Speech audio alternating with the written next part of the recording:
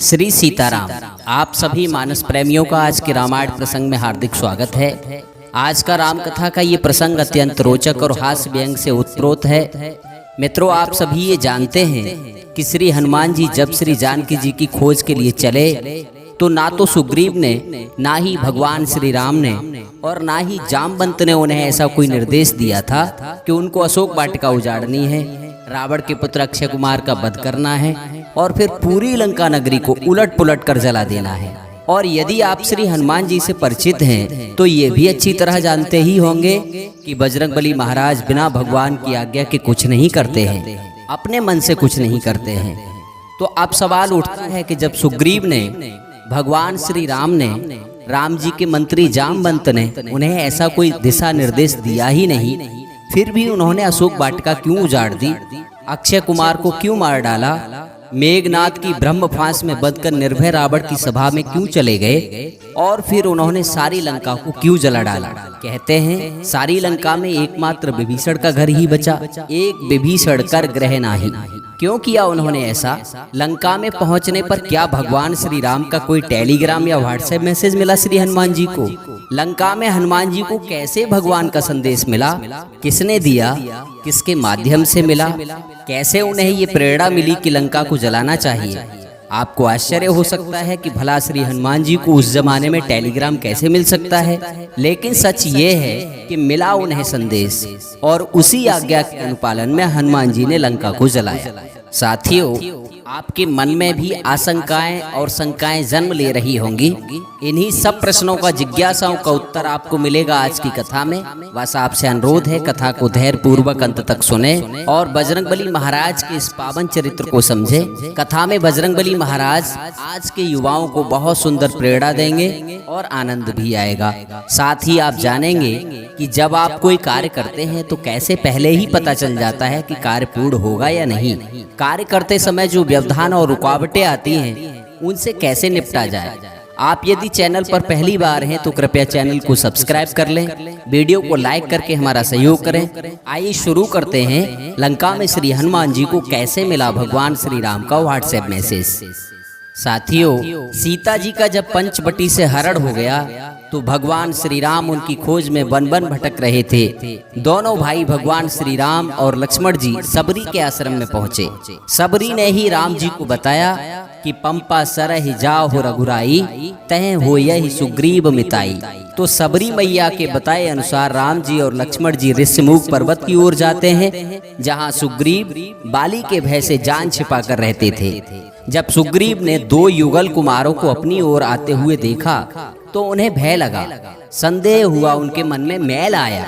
अच्छा, एक बात रामायण से सिद्ध हो जाती है कि कुंभ राशि के लोग शक्की होते हैं, संदेह करते हैं। चाहे आप सती को देख लीजिए और अब ये सुग्रीव, दोनों की ही राशि कुंभ है। दोनों ही संदेह करते हैं और संदेह भी किसी और पर नहीं, साक्षात भगवान पर संदेह करते हैं। संदेह करने में ये भगवान तक को नहीं छोड़ते। आते हुए राम जी लक्ष्मण जी को देखा तो सुग्रीव को संदेह हुआ। हनुमान जी से कहा, धर बट रूप देखते जाई, कहे सुजान जी सैन बुझाई। पठे बाल होए मन मैला, भागो तुरत तजु यह सैला। सुग्रीव जी श्री हनुमान जी से कह रहे हैं कि बलशाली और सुंदर दो युगल पुरुष इधर ही आ रहे हैं, तुम ब्रह्मचारी का वेश बनाकर उनका पता ठिकाना लेकर आओ। मुझे लगता है इनको बाली ने भेजा है। इनको देखकर मेरा मन मैला हो रहा है। अगर ऐसा कुछ हो तो मुझे दूर से ही इशारा कर देना, मैं ये पर्वत छोड़कर अन्यत्र भाग जाऊंगा। सोचो, भगवान को देखकर भला किसी का मन मैला हो सकता है? यहाँ सिर्फ यह समझना जरूरी है कि बिना श्री बजरंगबली के भगवान की पहचान कोई कर ही नहीं सकता।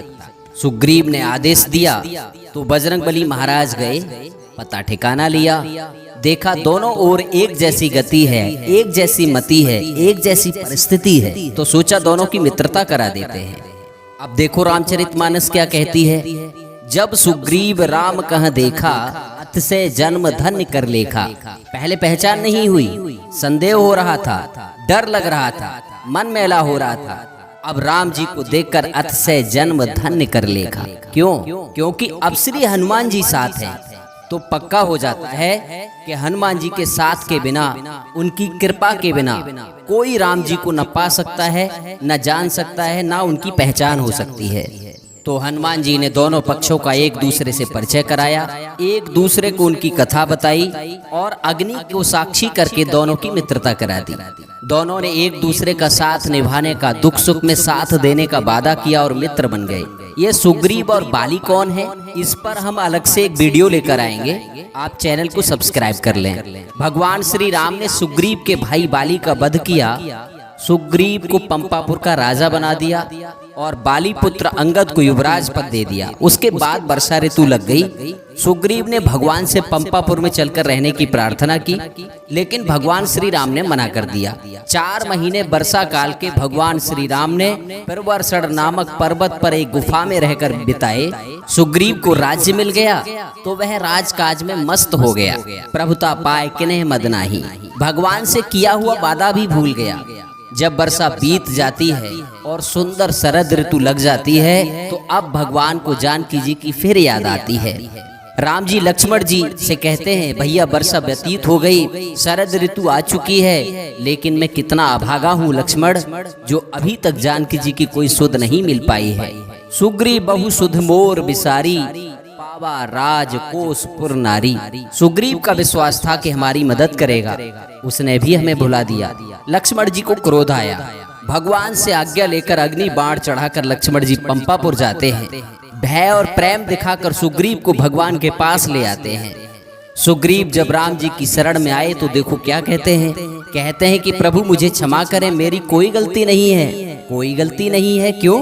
क्योंकि अतिशय प्रबल देव तब माया, छूट है राम करो जो दाया।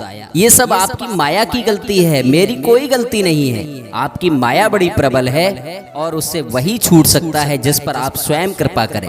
तब राम जी ने प्रसन्न होकर कहा कि तुम मुझे अपने भाई भरत जैसे प्रिय हो, तुम प्रिय मोहे भरत जिम भाई। अब तुम ऐसा कोई उपाय करो जिससे सीता जी की सुध मिल सके। अब सोई जतन करो मन लाई, जय विधि सीता की सुध पाई। मेरे मानस प्रेमियों, सुग्रीव ने सारे वानर दल को बुलाया, उसके 4 भाग किए और कहा कि चारों ओर जाओ, सीता जी की खोज करो।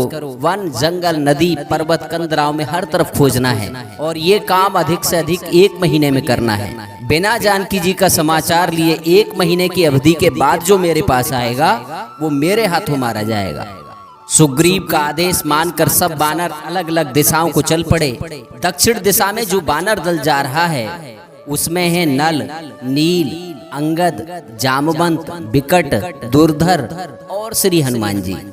सब एक एक कर भगवान को प्रणाम करते हैं। श्री हनुमान जी सबसे अंत में भगवान को प्रणाम करते हैं। जाने के लिए तैयार होते हैं तो राम जी को लगा कि हनुमान ही यह काम कर सकते हैं, तो अपने निकट बुलाया, उनके सिर पर अपना हाथ रखकर बल प्रदान किया और अपनी अंगूठी हनुमान जी को प्रदान की।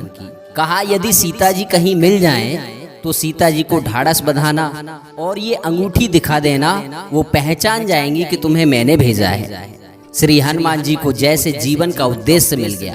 भगवान श्री राम को अपने हृदय में धरकर बजरंगबली महाराज आज अपने साथियों सहित जानकी जी की खोज के लिए जा रहे हैं। श्री हनुमान जी अपने दल की अगुवाई कर रहे हैं। सब और खोजते हुए ये समुद्र के किनारे पहुंचते हैं और विचार करते हैं कि बहुत दिन बीत गए लेकिन सीता जी कहीं नहीं मिल रही, क्या करना चाहिए। अंगद जी ने कहा कि अब हमारा मरना निश्चित है, अवधि बीती जा रही है, यहाँ सीता की कोई खबर सुध है नहीं, और उधर वापस गए तो सुग्रीव के हाथों मारे जाएंगे। जामवंत सबको हिम्मत बंधाते हैं, विश्वास दिलाते हैं। जब ये बानर समुद्र के किनारे इस प्रकार बात कर रहे थे तो समुद्र के किनारे एक गुफा में एक पक्षी रहता था, संपाति। उसके पंख नहीं है, बहुत दिन से भूखा है। उसने जब आवाज सुनी तो गुफा से बाहर आया, देखा बहुत सारे बानर भालू हैं। सोचा आज भगवान ने घर बैठे ही मेरे लिए भोजन भेज दिया, आज सबको खा जाऊंगा, बहुत दिन से भोजन भी नहीं मिला है। साथियों, जब बानरों ने उस विशाल बिना पंखों के पक्षी को देखा तो डर गए। अंगद ने कहा ये लगता तो बिल्कुल जटायु जैसा है, लेकिन ये जटायु नहीं है। जटायु तो रावण से युद्ध करते हुए मारा गया। जटायु धन्य था जो सीता जी की रक्षा करते करते अपने प्राण दे दिए, और ये हमारे प्राण लेना चाहता है। राम काज कारण तन त्यागी, हरिपुर गयऊ परम बड़ भागी। इसमें और जटायु में बहुत अंतर है।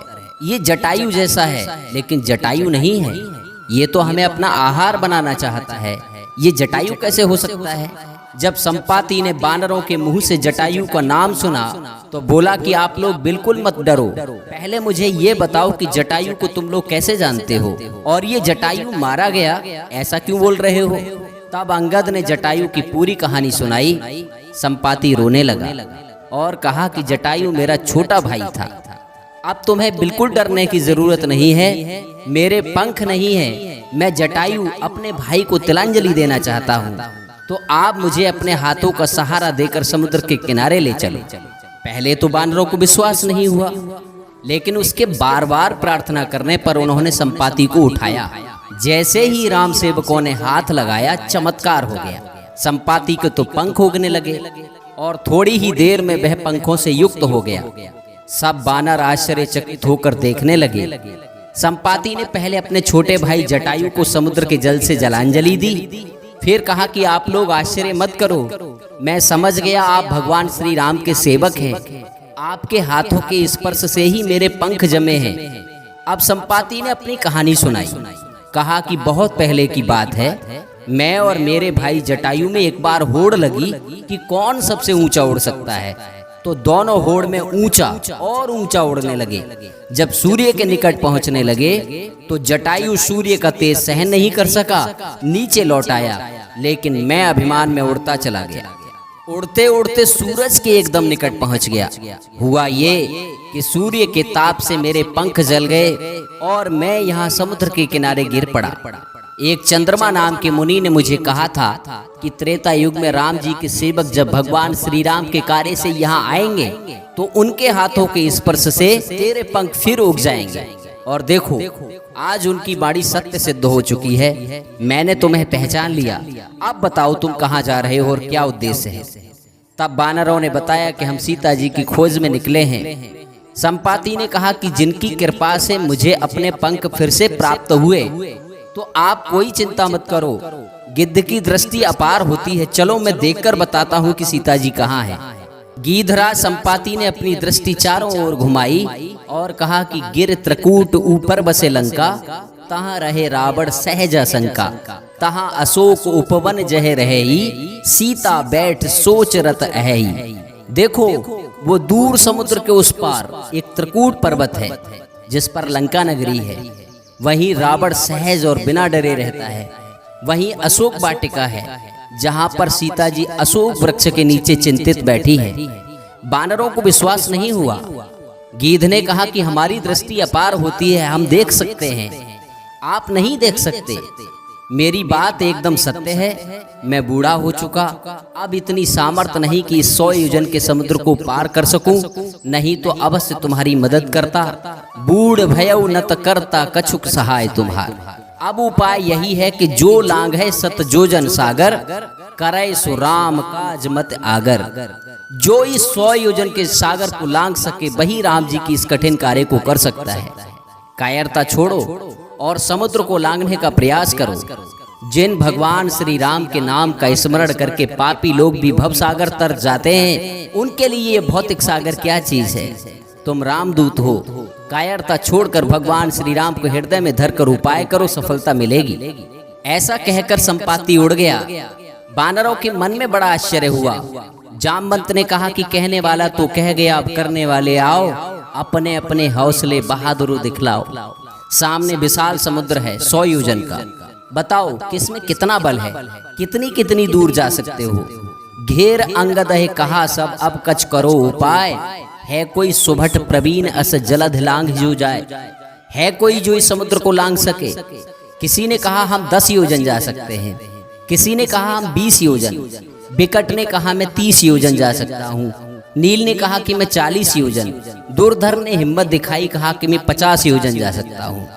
जामवंत ने कहा कि मैं मजबूर हूँ, बुढ़ापा है मुझ पर, पहले जैसा बल नहीं है, नहीं तो जवानी में पूरे भूमंडल के एक सांस में चक्कर लगाकर विश्राम करता था।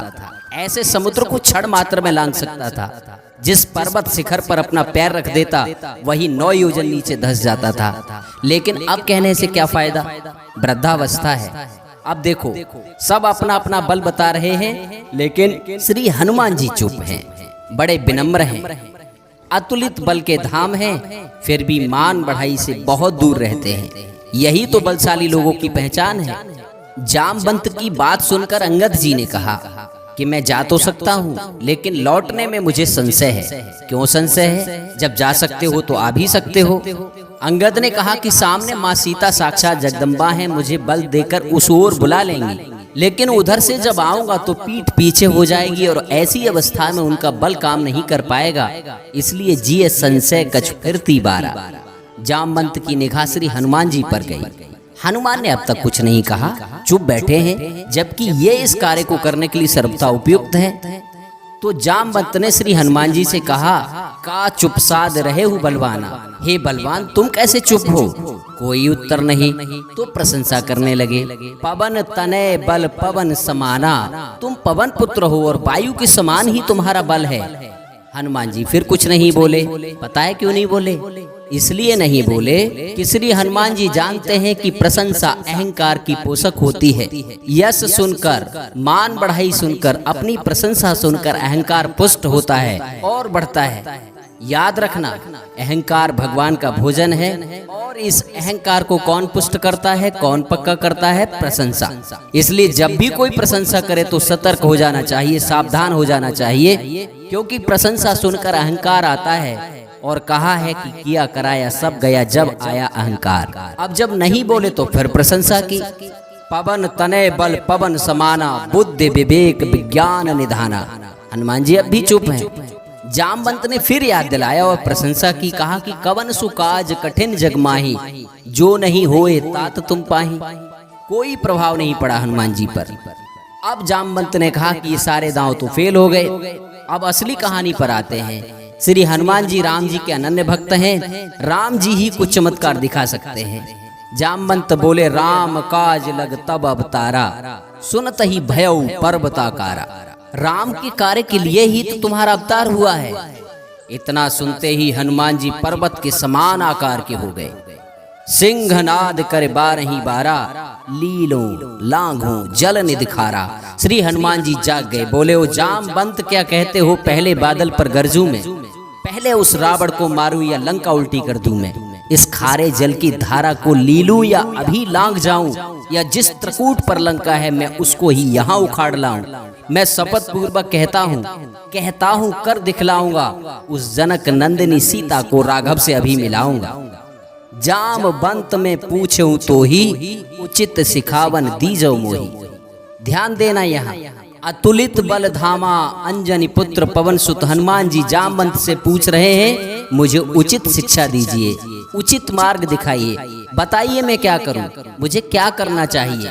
उचित सिखावन दीजो मोही। इसको कहते हैं जोश और होश का समुचित समन्वय। आज के युवा स्वेच्छाचारी हो गए हैं, अपने मन की करते हैं। बड़े बूढ़ों से राय लेना, उनका सुझाव लेना उन्हें अपमान लगता है, क्योंकि अपने आप को बहुत काबिल समझते हैं। इसलिए तो आज का युवा कामयाब नहीं है। हम मानते हैं कि युवाओं के पास साहस है, हिम्मत है, शक्ति है, भुजाओं का बल है, लेकिन जब तक इस साहस को, इस शक्ति को बुजुर्गों का अनुभव नहीं मिल जाता, ये शक्ति भटक सकती है, गलत जगह लग सकती है। इसलिए जोश के साथ होश का होना बहुत जरूरी है। और इस लिहाज से आप देखेंगे तो रामायण कल भी प्रासंगिक थी, आज भी उतनी ही प्रासंगिक है, और आने वाले समय में तो और प्रासंगिक हो जाएगी। युवाओं को श्री हनुमान जी से प्रेरणा लेनी चाहिए। बलशाली होने के बावजूद भी जामवंत की ओर देख रहे हैं, उनकी आज्ञा और मार्गदर्शन में ही काम करना चाहते हैं। जामवंत ने कहा कि केसरी नंदन शांत, अपने आवेश को शांत करो। हे तात, तुम्हें मात्र इतना कार्य करना है कि सीता जी को देखकर उनकी खबर आकर भगवान को बतानी है, और कोई काम नहीं करना है। इतना करहु तात तुम जाई, सीता देख कहो सुधे आई। यहाँ साथियों ध्यान देना, जामवंत ने सिर्फ इतना ही निर्देश दिया श्री हनुमान जी को। उन्होंने ये बिल्कुल नहीं कहा कि अशोक वाटिका का विध्वंस कर डालना, रावण के पुत्र को मार देना, लंका को जला देना। फिर किसके कहने पर हनुमान जी ने ऐसा किया? आगे कथा उसी ओर ले जा रहे हैं कि लंका में श्री हनुमान जी को कैसे मिला भगवान श्री राम का व्हाट्सएप मैसेज। कथा में आनंद आ रहा हो तो निवेदन है चैनल को सब्सक्राइब कर लेना, वीडियो को लाइक कर कमेंट में सीताराम जरूर लिख देना। अभी तक था किष्किंधा कांड और अब हम चल रहे हैं सुंदरकांड में। सुंदरकांड का नाम सुंदरकांड क्यों है, सुंदरकांड का क्या महत्व है, सुंदरकांड की सिद्ध चौपाई और उनके प्रभाव कौन कौन से हैं, हम अलग से इस विषय पर वीडियो लेकर आएंगे, आप जुड़े रहें। तो साथियों, चलते समय हनुमान जी ने जामवंत और अपने साथी वानरों से कहा कि मैं जब तक जानकी जी की खोज करके ना आ जाऊं, आप यहीं समुद्र के किनारे मेरी प्रतीक्षा करना। मुझे बड़ा हर्ष हो रहा है, बड़ी खुशी और प्रसन्नता हो रही है, आभास हो रहा है कि कार्य अवश्य पूरा होगा। हो यही काज मोहे हर्ष बिसेखी। साथियों, कैसे पता चलता है कि जो काम हम करने जा रहे हैं वो अपने अंजाम तक पहुंचेगा, पूरा होगा या नहीं होगा? तो दोस्तों, यहाँ ये चौपाई हमें बता रही है, हो यही काज मोहे हर्ष बिसेखी। जिस काम को शुरू करने से पहले हर्ष हो, उत्साह आए, आंतरिक खुशी और प्रसन्नता हो, तो समझ लेना कि उस कार्य को पूर्ण होने में बिल्कुल संदेह नहीं है। सबको सिर झुकाकर हृदय में राम जी का स्मरण करके चले हनुमान जी। देवताओं ने जाते हुए देखा तो उनकी बल और बुद्धि की परीक्षा लेने के लिए नागों की माता सुरसा को भेजा। हनुमान जी परीक्षा में प्रथम श्रेणी से उत्तीर्ण हुए। सुरसा ने हनुमान जी को आशीर्वाद दिया, राम काज सब करे हो तुम बल बुद्धि निधान, आशीष दे गई सो हर्ष चले हनुमान। एक पर्वत शिखर से जैसे ही छलांग लगाई, जैसे ही चले, समुद्र से निकलकर स्वर्ण जड़ित मैनाक पर्वत आ गया। कहा कि कुछ देर विश्राम कर लो। श्री हनुमान जी ने कहा कि राम काज बिन कीन है, मोह कहाँ विश्राम। बड़ा गूढ़ रहस्य यहाँ, समझने वाली बात है। फिर एक निश्चरी आई, श्री हनुमान जी को उनकी छाया से पकड़ लिया, खींच लिया समुद्र में। उसको मारकर हनुमान जी ने समुद्र पार किया। पहले स्वर्ण जड़ित एक सुंदर पर्वत आता है, फिर स्त्री रूप एक निशाचरी आती है, लेकिन कोई भी हनुमान जी को रोक नहीं पाता है। दोस्तों, जब हम कोई कार्य करते हैं तो यही लालच, यही भगवान की माया, धन संपत्ति स्त्री के रूप में आते हैं और रुकावट पैदा करते हैं। जिन लोगों की निगाह हनुमान जी की तरह सिर्फ और सिर्फ अपनी मंजिल पर होती है, वही इस माया से निकल पाते हैं। कहा गया है कि जो लोग रास्ते की इश्क में गिरफ्तार हो जाते हैं, उन्हें मंजिल कभी नसीब नहीं होती। समुद्र के उस ओर पहुंचकर हनुमान जी ने संध्या काल में छोटा सा रूप धरा और लंका में प्रवेश कर गए। लंका के द्वार पर लंकिनी रहती थी। उसने जब रोका तो हनुमान जी ने मुष्टिका के प्रहार से उसको मूर्छित कर दिया। तब लंकिनी ने भी बजरंगबली महाराज को आशीर्वाद दिया। आप सभी ने ये चौपाई बहुत सुनी होगी, प्रवस नगर कीजे सब काजा, हृदय राख कौशलपुर राजा। ये आशीर्वाद लंकिनी ने ही श्री हनुमान जी को दिया। इस प्रकार हनुमान जी लंका में पहुंचते हैं। सूक्ष्म लघु रूप में सारी लंका में जानकी जी को ढूंढते हैं। विभीषण से उनकी भेंट होती है। राम भक्त विभीषण ही उन्हें अशोक वाटिका में सीता जी का पता ठिकाना बताते हैं। जब हनुमान जी अशोक वाटिका में पहुंचते हैं तो जानकी जी अशोक वृक्ष के नीचे कृशकाय शरीर में बैठी राम नाम जप रही है। दूर से ही हनुमान जी ने सीता मैया को प्रणाम किया और तरु पल्लवों में छुप गए। उन्हें सूझ ही नहीं रहा कि क्या करूं। तरु पल्लव में रहा लुकाई, करहे विचार करूं का भाई। मेरे मानस प्रेमियों, उसी समय रावण अपने साथ मंदोदरी और अन्य स्त्रियों को अपने साथ लेकर वहां आता है। जानकी जी को धमकी देता है, भय और प्रेम दिखाता है। जाते समय सीता जी से रावण कहता है, यदि 1 महीने में तुमने मेरी पटरानी होना स्वीकार नहीं किया तो मैं कृपाण से तुम्हें मार डालूंगा। श्री हनुमान जी सब छिपकर देख और सुन रहे हैं। अब यहीं जब हनुमान जी को कुछ सूझ नहीं रहा है, कुछ समझ नहीं आ रहा है कि क्या करना चाहिए, तभी अचानक उन्हें एक संदेश मिलता है। यही हनुमान जी को गुप्त रूप से भगवान श्री राम का टेलीग्राम मिलता है। साथियों, जब रावण की राक्षसी सीता जी को डरा रही थी, एक त्रजटा नाम की राक्षसी आती है। सब राक्षसियों से कहती है कि तुम सीता जी को मत डराओ, ये कोई साधारण स्त्री नहीं है। रात मैंने एक सपना देखा है। त्रजटा ने सबको बताया, ध्यान से सुनना। अब उन्हें संदेश मिल रहा है कि नहीं, श्री हनुमान जी महाराज को त्रजटा के माध्यम से। सपने बानर लंका जारी, जात उधान सेना संवारी। रात सपने में एक बानर ने सारी लंका को जला दिया है, सारी राक्षसी सेना को मार डाला है। अब हनुमान जी को पता चला कि मुझे क्या करना है। आगे कहा त्रजटा ने, खर आरूढ़ नगन दस सीसा, मुंडित सिर खंडित भुजबीसा। रावण गधे पर बैठा है, उसके सिर और भुजाएं कटी हुई है। इस प्रकार रावण दक्षिण दिशा को जा रहा है और लंका के राजा विभीषण हो गए हैं। सारी लंका में राम जी की दुहाई हो गई है, जय जयकार हो रही है। तब राम जी ने सीता जी को अपने पास बुला लिया है। यह सपना में कहूँ पुकारी, हो यही सत्य गए दिन चारी। ये सपना 4 दिन में सत्य होने वाला है। त्रजटा की इस बात को सुनकर हनुमान जी को बड़ा आश्चर्य हुआ।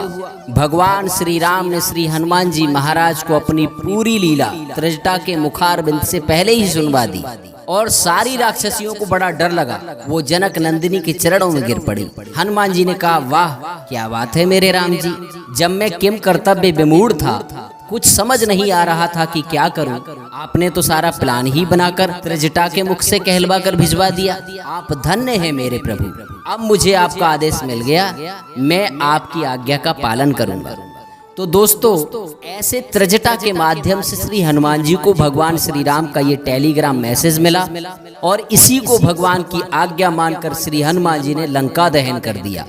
बोली सीताराम भगवान की जय। बोली श्री हनुमान जी महाराज की जय। तो दोस्तों, ये थी हमारी आज की कथा। लंका में श्री हनुमान जी को कैसे मिला भगवान श्री राम का व्हाट्सएप मैसेज। वीडियो अच्छी लगी हो तो लाइक करें, चैनल को सब्सक्राइब करें, अपने परिजन मित्रों में साझा करें। हम आपके आभारी रहेंगे। आज के लिए इतना ही, मिलते हैं अगली कथा में। तब तक आप सभी खुश रहें, प्रसन्न रहें। हम आपके उज्जवल भविष्य की कामना करते हैं। Thank you so much for watching this video.